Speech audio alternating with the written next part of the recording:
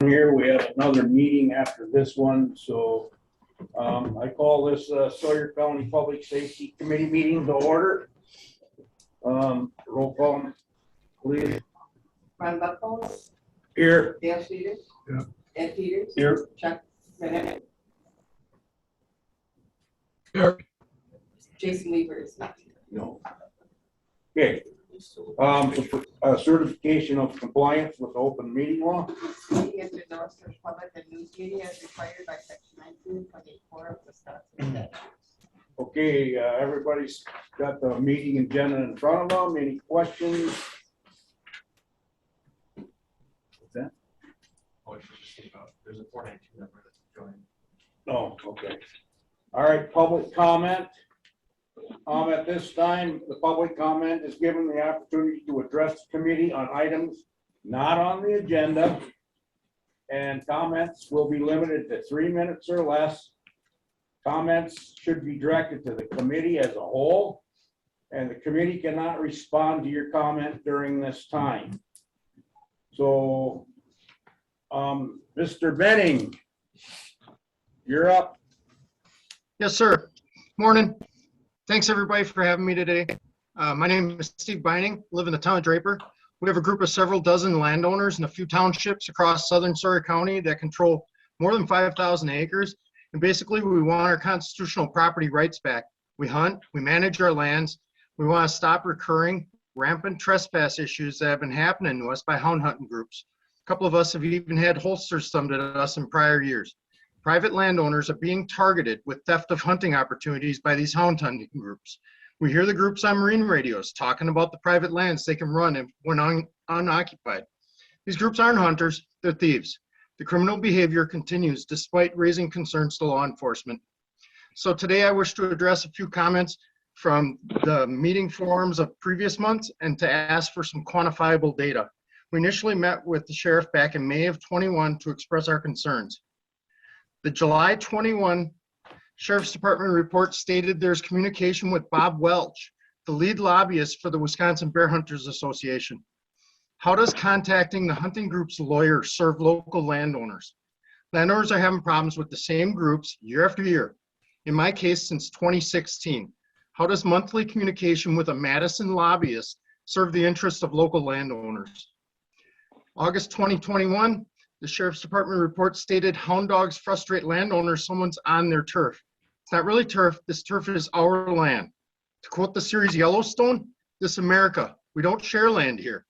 We work hard to manage our property for wildlife, and hunting opportunities are being stolen from us. We're paying the property taxes on this land. Some groups even charge clients to illegally hunt our lands to make money. October 21, the Sheriff's Department report stated that calls were not above normal and were dealt with accordingly. I want to know what normal is. Some of us had criminal damage to our property this past bear season. For me, it's far from normal. Annual incidents shouldn't be called normal. The landowner expected normal for me is 0 incidents, yet some of us are victims of incidents every year since 2016. Trespass is damages. Normal here means normalizing bad behavior. And apparently quality private wildlife habitat is turning into an attractive nuisance to some Sawyer County hound hunting groups. This theft of hunting opportunities is increasing chance of landowner conflict between law-abiding taxpayers and armed criminals illegally chasing wildlife through private lands. For example, if groups of snowmobilers or bicyclists were running private land with firearms harassing landowners, would they be treated like these out-of-town groups? So here's my ask of the committee. Please help us define normal and accordingly, because normal feels broken and accordingly leaves these out-of-town offenders with little threat of penalty. We would like benchmarks with a tally of hound hunting complaint calls and incidents in Sawyer County by township and year since 2016, with the list of citations issued by offense and offender name issued during that period. We would like to accurately measure past and future illegal activity. Thank you. Thank you, sir. Okay. Anyone else want to speak on public comment? And okay. All right. Consider approval of minutes from the previous meeting. I need a motion to approve. Okay. We have a motion by Mr. Peters and a second by Mr. Van Etten to approve the minutes of the previous meeting. All in favor, say aye. Aye. All opposed, motion carries. All right, number 7, Circuit Court. Tommy, you want to go first or the judge? Okay. All right, thank you, Mr. Chairman. I guess the issue that I wanted to talk about, I raised it in the email I sent out earlier, is a couple of bills that are going through the Wisconsin Assembly and Senate.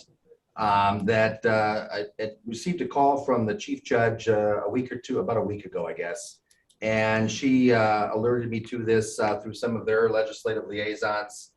As the third branch of government, this isn't about whether or not we agree or disagree with it. It's simply just alerting the local players in the criminal justice system, public safety, etc., about what is happening, because it may have an effect on the local counties. I don't know if anybody's been able to take a look at what bills those are. They are bills that are in response to the tragedy down in Waukesha last, I think it was in November. And some of the news stories regarding bail issues in Milwaukee and other parts of the state. And so there are 2 bills that have already received, received public hearings, and don't know where they're going, whether or not Governor Evers would sign them if they're passed, or if they would be used against him in an election, and if he lost in a Republican, because this is a Republican Senate and Assembly, whether or not they'd be signed into law. But it's obviously important to understand them and know that they're out there. And then I guess you could, if it becomes an issue, you might want to discuss about what impact it might have. And the 2 bills that I'm specifically referring to would require, if it was passed and signed into law, would require every circuit judge in the state of Wisconsin to impose a cash bail of $10,000 if the person that were in front of them were charged with a felony and had a previous felony conviction. And then there's another bill out there that says that if you have any type of conviction for a bail jump, whether it be a misdemeanor or anything like that, if you are charged with a felony and you've had a bail jump in the past, at least a $5,000 cash bond. Just quick analysis of this. I think that would, and the jailer and the sheriff probably could speak more to this. But my belief is that would significantly increase the amount of, it would take away discretion from the circuit court. It would increase the number of people that would be sitting on cash bonds. And I think it might have a financial impact, but I just wanted to alert, I don't think they're ready to be passed. I just wanted to alert everybody so that they know that it's on their radar. And then there's one other issue that I wanted to raise about, we've experienced some mental health issues with the state, meaning that we've had some individuals that have come through the criminal justice system, and I'm specifically thinking of one who was found to be incompetent in November. And so the normal process is that in the court system, when they're charged with a crime, she was sitting on a cash bond, the court ordered a competency evaluation of her, and it came back that she was in fact incompetent. So under the statutes, what happens is that the proceedings are suspended. She went back to the jail for Mendota to come up and pick her up and to do an evaluation of her and to begin providing her mental health treatment. The idea being that if she was brought back to competency, she'd be brought back to Sawyer County, and then the criminal proceedings would proceed. But what happened is that was ordered in November. What happened then, I was told in December, right before Christmas, that she was still sitting in custody, that Mendota did not come and pick her up. After some inquiries, I was informed that Mendota they just don't have the beds, the space, or anything. And so people who are deemed incompetent now are sitting in the county jails on the county dime, not receiving services.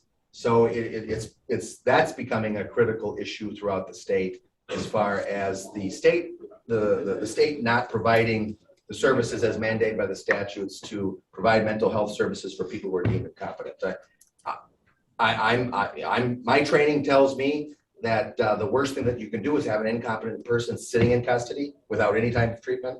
So, it leaves the court in an uncomfortable situation of either leaving somebody in custody who should be in a mental institution, or releasing them because jail's worse, but then you're exposing people to potential danger if the person becomes violent or dangerous. So it's one of those issues that I'm trying to get answers from the state and trying to put some pressure on them to address this issue. But I know that the sheriff's department has kept me informed of what's happening and when they come and pick people up. So under a normal situation, what normally used to happen was that they would be deemed incompetent, and then the mental health people would come and pick them up and they'd take them down to Mendota. That's not happening. So the county, as long as they're sitting in custody, the county's paying for it? they should be at Mendota, and if it's a civil commitment, I think the county pays for it. But this is a criminal matter, so it's a state. It's the DA's office. If they're found incompetent, they should be in Mendota, I think, on the state's bill. But if they don't come pick them up, they're sitting here in Sawyer County, and so you could look at it from a cost standpoint, but also looking at it as what's right. I mean, somebody is deemed they need mental health treatment. You got to give them that because you can't proceed on a criminal proceeding. So that's the extent of my report on those two issues. All right. Anybody got any questions for the judge? Chuck, you got any questions? I do not. Thank you.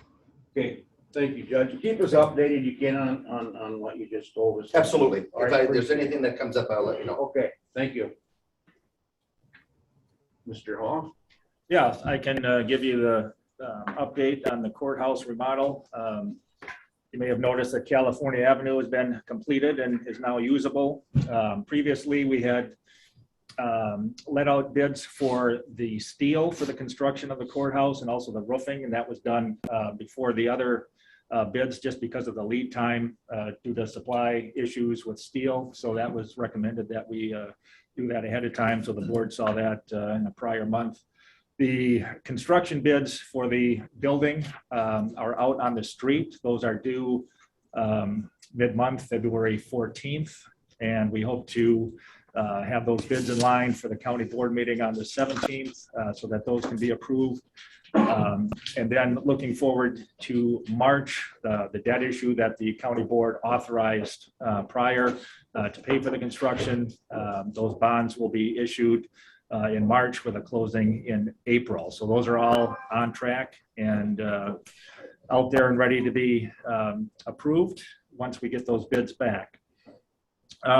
Just wanted to mention as well, there was a couple of articles that you may have seen or will see in the newspaper, the Sawyer County Record. There was also an article in the Lacoudere paper with regard to retrocession from Public Law 280 from the tribe. And what that means is yet to be decided. It's a long process. It takes several years for that to happen. If it happens, retrocession basically transfers the jurisdiction from state and fed, or from the state and local to federal, I believe, and the tribe would have jurisdiction over their leasing and court system. So that probably will have an effect on the cases through the Sawyer County. I don't think all the facts were maybe presented a little bit presumptuously in some of the information put out there earlier. But if you have any questions, you can certainly contact the judge or myself, and we can help answer those. But just be aware that those are out there. So if there's any questions on that, I can help you at this time. Any questions for Tom on that? Chuck, you have any questions? I do not. Thank you. Okay, Clerk of Court report. She couldn't make it, but everybody has a look at the report. And if there's not any questions with it. Mr. Chairman, Yeah. I guess I just wanted to supplement with her report, and that is She's got a jury trial here today.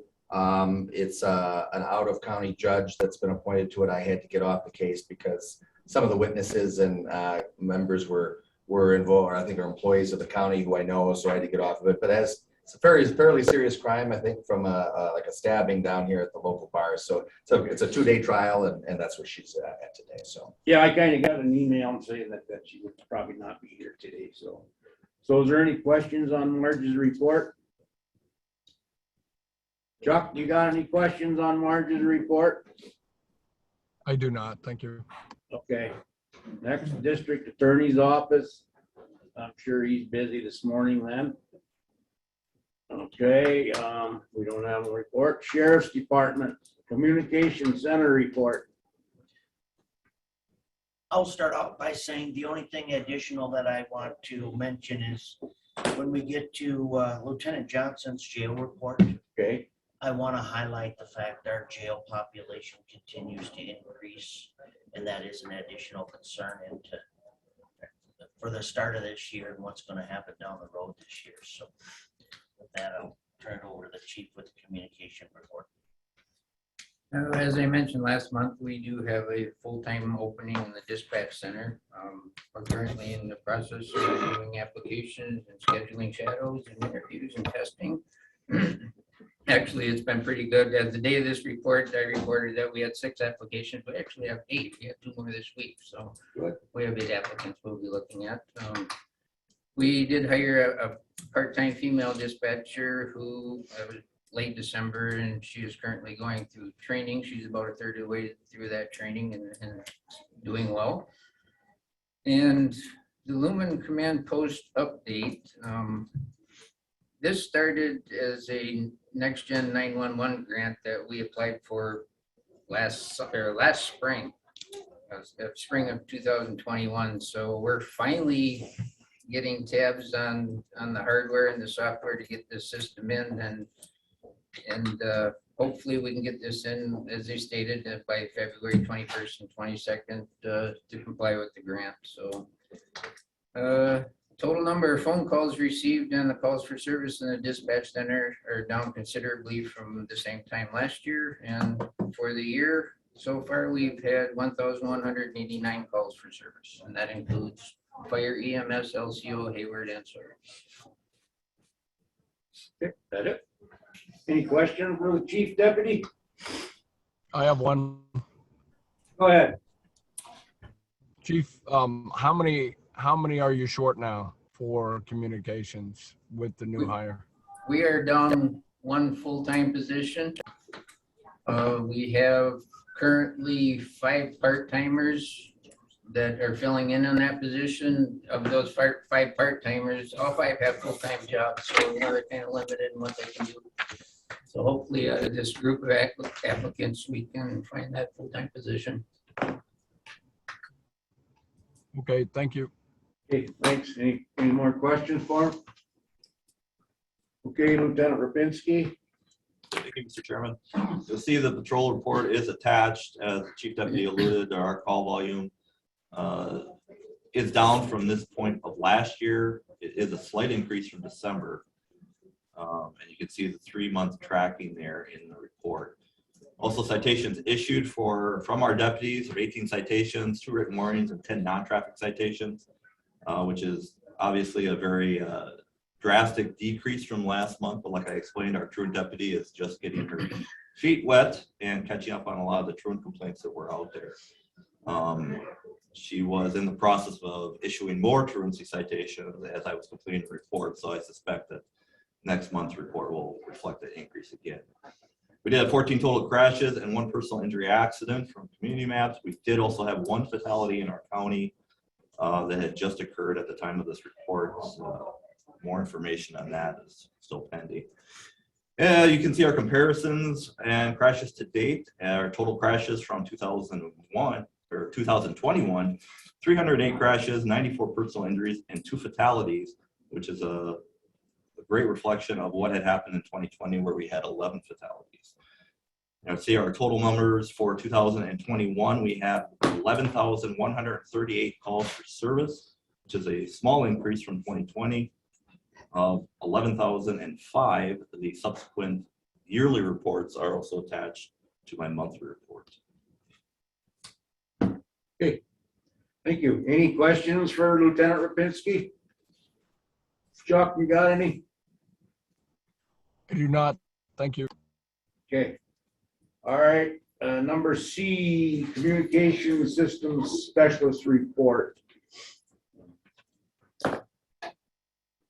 Everybody has a chance to look at that. Any questions with it? If not, all right. Jail report. Sheriff, you want to talk first, or you want Lieutenant Johnson? No, I'll turn it over to Okay, go ahead. Lieutenant Johnson. Thank you. My report is attached. As you can see, 2021, the average daily population for the entire year was in the mid 80s. That was down from 2020, but as you can see in the January numbers, we're already creeping back up. As of the date of this report, which was the 26th, we had 14 in Barron County. We were able to bring some back, but unfortunately this week had to send 5 more down. So we were actually at 15 in Barron County as of today, kind of bursting at the seams. I did add total bookings for the previous 3 years. 2019 would have been pre-COVID, so that would have been kind of in line with the previous years leading up to that. 2020, due to COVID, it was down a little over 400 bookings. 2021 creeping back up, and I'll be curious to see where we're at this time next year, but I'm guessing we'll be back up to that 1,500 plus, if not more, bookings.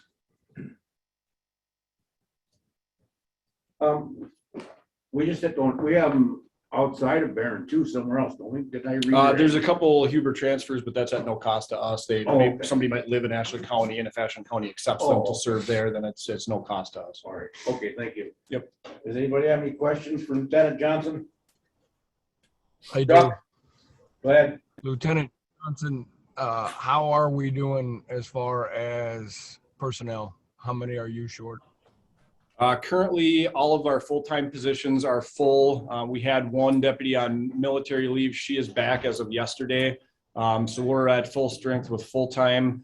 We have one part-time deputy currently working, but I did get an application yesterday from HR and another interested party that's going to be doing a job shadow next Monday. He's interested in working at the jail, so we'll see how those pan out.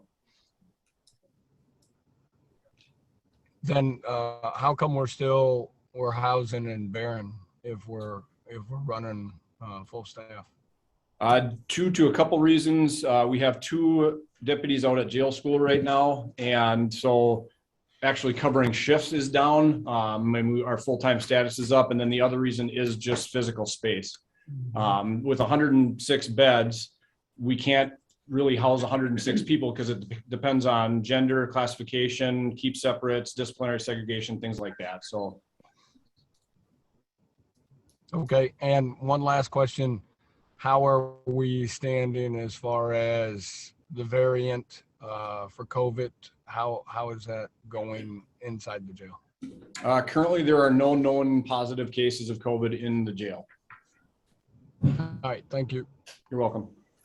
Thanks, Mr. Manhattan. Any more questions for Lieutenant Johnson? Okay, thanks. Animal control report, Sherry? You have all received my report. Calls themselves, again, are down a little bit. This is typically normal for this time of the year. It's so cold that people don't go out, so they don't see the violations, if any exist. And, you know, as it starts to warm up, we'll get more calls as far as the dogs running loose, and dogs don't want to run loose in this cold. They want to run in the house. So revenues, the townships have till the 31st of March when the licenses are all due. So a lot of the revenues aren't reflected here. They have received the licenses. They're just not inputted into the system yet. So these numbers aren't true to what has been received until the end of March when they're due to be in the system. So that should increase substantially. Do we have any rabies vaccination clinics coming up that you're aware of? We do not, as far as the county goes. LCO should have one, although theirs was canceled last year by, they have a state veterinarian that will come within the reservation boundaries and do he offers his services free to the reservation, but he can't come off res at this point. I've asked several times, but I assisted with LCO's vaccination clinics when he has them out there, and they're just kind of up in the air right now, but tentatively, there is one on LCO. And there's a couple local veterinarians that have expressed an interest to do some independent clinics at their facilities, so there may be some coming up. Okay. And if they do, I will put them on the county's All Facebook page. I hope so, because there's a lot of people that use that. There is. It was always a busy time, but It is. yeah, times have changed a little bit, so it's a Yeah. little tougher. Okay, any questions for Sherry? Chuck? I do not, thank you. Okay, thanks, Sherry. Thank you. All right, Child Support Department. Anyone here from there? Well, we have her report on here. Did everybody look at it? Do you have any questions with it? Chuck, you got any questions with the child support report? I do not. Okay. Thank you. Coroner's report. Do we have anything from the coroner? All right. Emergency management and ambulance report. So you do have my report, just a couple of things, of course, we're working with Berkey right now and trying to plan for our, what was it, 2020? Regular 2020 Berkey with all the people. So that's kind of consuming a lot of time. The only other thing that I really want to put out there, we are seeing it quite a bit, is local blood shortages. So if you're so inclined and you can donate blood any place, I would highly recommend that. Not only is it just shortages for staff and trying to get those blood drives running, it's just there's nobody donating. So that is extremely important. The other thing for EMS, of course, we do have 4 open positions for full-time side. So we're getting a little bit spicy on the staffing side, coming up with some creative ideas. Other than that, ambulance billing, I don't know, Tom, do you want to talk about that? Yeah, we've gone through the RFP process to select a new billing vendor and have selected LifeQuest to be the biller. We've been negotiating a contract. It's on their desk. We're waiting to get that back.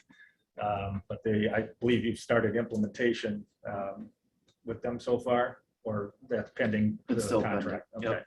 So we're making progress on that, and as soon as we get that contract finalized, then they'll start the conversion from the other company to LifeQuest. And that's a big piece off the plate. So other than that, that's all I have. Unless you have any questions. Anybody have any questions for Nate on either the emergency management or emergency medical services? Go ahead, Mr. Do Schleter. you have your, I don't have last year's. Oh, I'll add that to the next one. Sorry about that. And we are down a little bit right now, I think that's just general in every volume, which we're not totally crying about. Just with staffing, supplies, everything that's been short, it's actually kind of nice to be in a little bit of a loss, so. Okay. All right, any more questions? Chuck? The only question I have, and I couldn't hear, the volume was real low on Mr. Schleter. Maybe he asked that. How much is owed, like when we go to this new company and we didn't collect from the last company, how much is in the rear? So anything that hasn't been previously worked by this current company is going to be worked by the new one. They will go back, from what I understand, they will go back 12 months and then rebill if it needs to be, or keep collecting on it. Is that what you're kind of questioning? I don't know the number. What do we do then? What is the process for, say it's 12 months old and we're switching this company? Do we just write this off, or is this something that then we still go after? So if from what I understand with it is if you're past timely filing, which is normally your 12 months, if they're not already in collections, and yeah, you're going to write most of that off. But if it's 12 months past, then you can still bill it. All right, thank you. Usually if it's 12 months past, there's no intent to get paid, is there? No, not from insurance. But I mean, if they're already in a collections process, then you're golden. All right, thank you. Criminal Justice Coordinating Council update, Mr. Hall. Yeah, thank you. I'll just give an update on where we're at with the Criminal Justice Coordinating Council. I think we're in a good spot right now. We've got a new chairperson and vice chair of that committee that I think are very committed to making some progress. And we've been working on a few things. We've got some building blocks that are kind of all coming together at the same time, which is a good thing. We've been working with Justice Point to do some of the diversion and pretrial stuff. And they're going to be hiring another person to help us. And by us, I mean not only the county, but LCO. They're going to be staffed at LCO part of the time and part here. And we've been working, obviously, there's LCO representatives on the council as well. And so the important thing is, as we work towards the drug court that needs to be implemented for the Second Circuit Court, we're working towards that. That's a very important piece of this puzzle. We've just been awarded a TAD grant, which will help fund some of this activity. We've just approved the settlement for the opioid dollars that will be coming back to this community. And so those things put together will help us deal with, some of the drug crisis that we have in this county. And they all kind of fit together. And I think we need them all to work together in order to succeed as much as we can in this endeavor. The sheriff is on this council, the judge, obviously, the DA. These are important pieces, and we've tried to meet at noon on these dates so that the court participants can actually participate, and because they're important pieces in moving this forward. And I think we're gaining ground on that, and I don't know if the judge or the sheriff have further comments on that, but I think we're moving in the right direction on these things. I guess since we had some discussions regarding the diversion and where we were going, I think that was late summer, early fall. The DA's office and the Justice Point have been working together. They have been submitting cases to the court for diversion, for possession of these drugs, and then the court accepting their pleas and then putting them on these deferred agreements and then having go through the process with Justice Point. We have been accumulating people in the system. I don't have the numbers from Justice Point. They come through and, I approve them if Justice Point is approved and the DA is approved. So I do believe I concur with Tom that I think the diversion issue and the diversion program is ascending and it's gaining people in there. And I think that is, we're doing everything we're supposed to be doing as far as those requirements go. I think the only maybe correction, or I don't know, I guess it's a matter of perspective. As far as the drug court goes, my belief on that is that if we have diversion, we need the pieces in place for drug court, because the issue has always been with the drug court. Until we get the second judge, we can't really implement that drug court. But if we've got a diversion program and we've got building blocks for a drug court, that will be sufficient in order. We've already been awarded the second judge by the director of state courts. That occurred in November. Now all of a sudden, we just have to have the facility to do that. We're doing the diversion. We'll be building we're getting the blocks in place for the drug court, and those are all good things. So that when we do get the second judge, my anticipation will be that obviously there will be some build up there for the second judge to learn the job and get into it. But we'll be at that point implementing some form of drug court. It's still open as to whether or not we could go for like a pretrial diversion or a pretrial drug court or a post conviction. There's lots of different models out there that we could work with. In the upcoming criminal justice coordinating committees, I would love to bring in some of my contacts that I've made through who the tribe has contracted with, like Magnolia Ranch. They've been sending some of their tribal members who have some criminal issues or chips and family issues in court.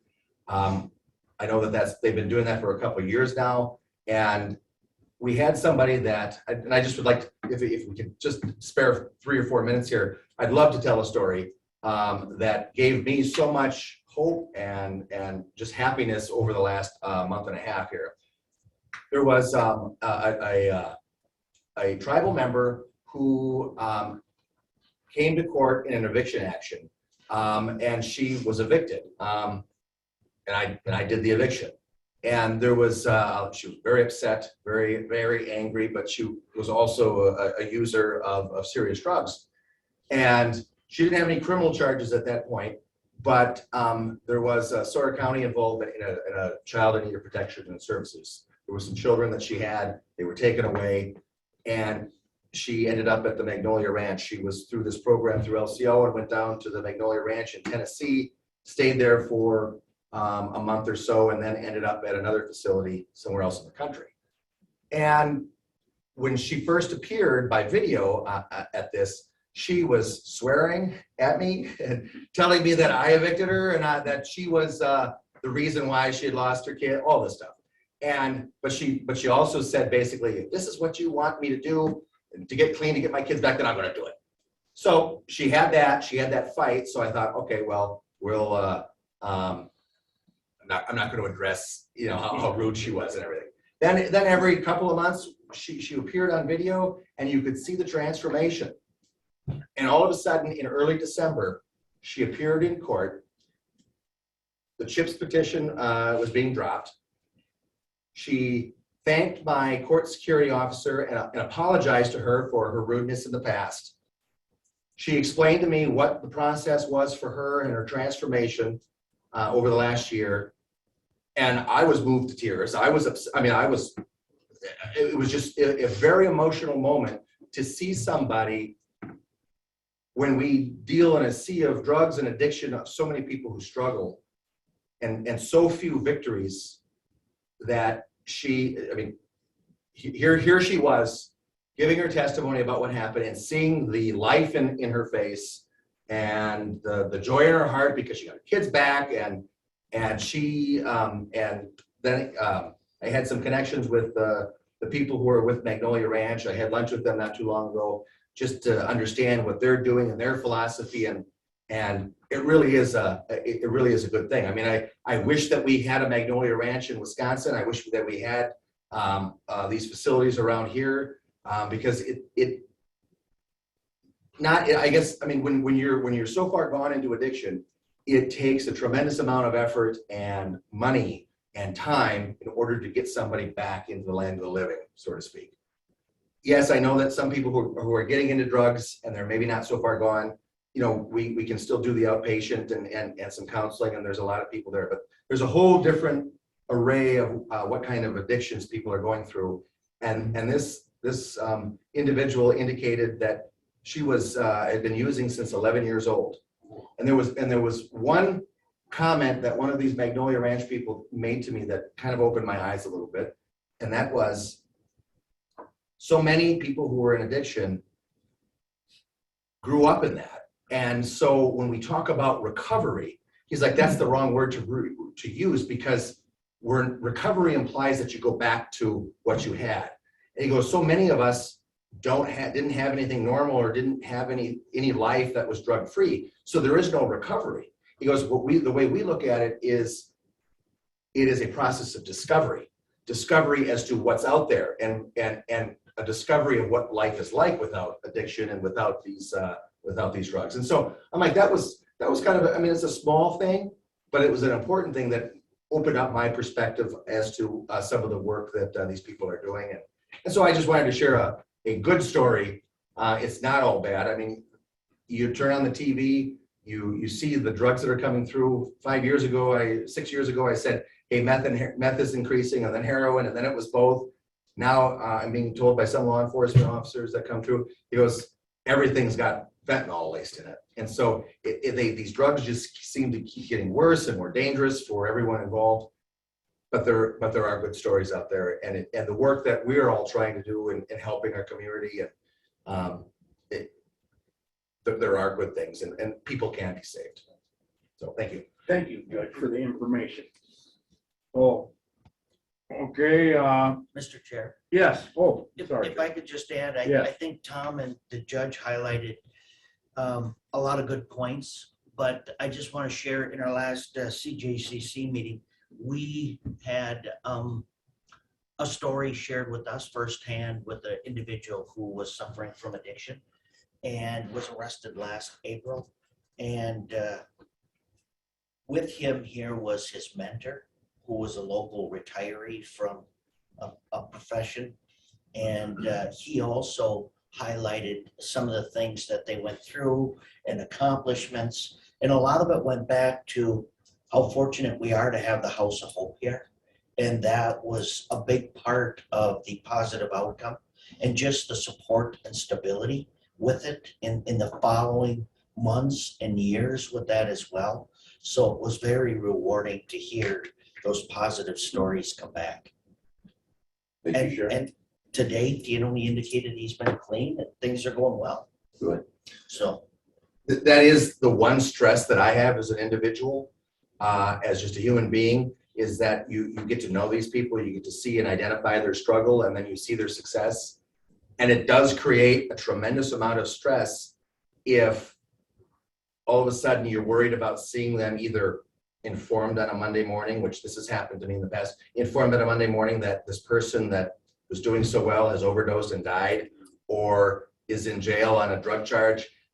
You see their success, but you know that success isn't over with. I mean, they have to keep fighting day after day, and you're afraid that something bad will happen. And so that creates a lot of stress in the system for the actors and for everybody who gets involved, because you can't help but be supportive and care about these people. So, I mean, and so I've indicated to those individuals that have come through there, you're one of these people that if you don't succeed now, or if something goes bad, that's going to be a real kick to the teeth and a shot to the stomach. So it's great, but it's not over for them. They're still struggling and still fighting. So that's good. Go ahead, Mr. Ross. Yeah, just to follow up with the sheriff, that individual that you spoke of actually started their journey through information they picked up in the jail, right? And do you have any other comments on that? I think it's important that as we hear these success stories, we learn some things about the things that we can do to maybe have more success stories. So it's a good learning experience for us, but you want to just talk about what happens in the jail that maybe can start these people on the journey?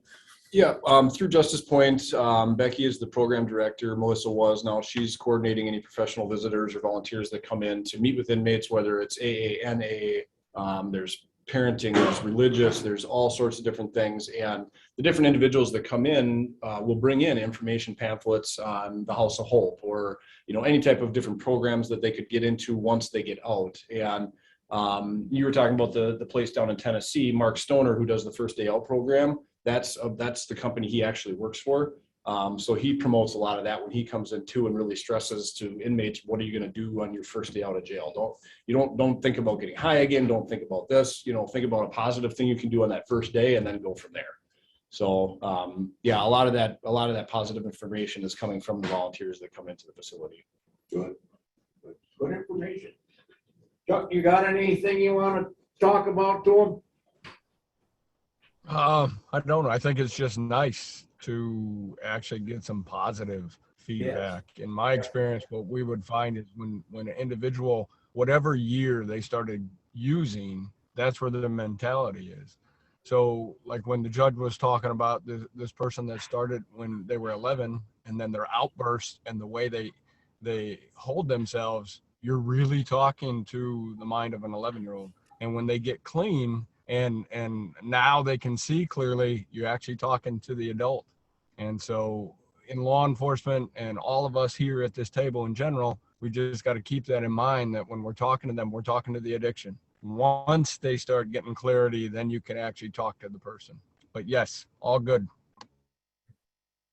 Thank you. Any more? If not, any future agenda items you want to put on the agenda, maybe? I just have a clarification or a question. Go ahead. When is the next criminal justice coordinating committee? Because I couldn't make the one, but I had surgery recently, but I don't know. It's the 16th at noon. 16th. Wednesday, the 16th at noon. Okay. All right, any correspondence, reports from conferences and meetings and other matters for discussion only? Not, we are adjourned.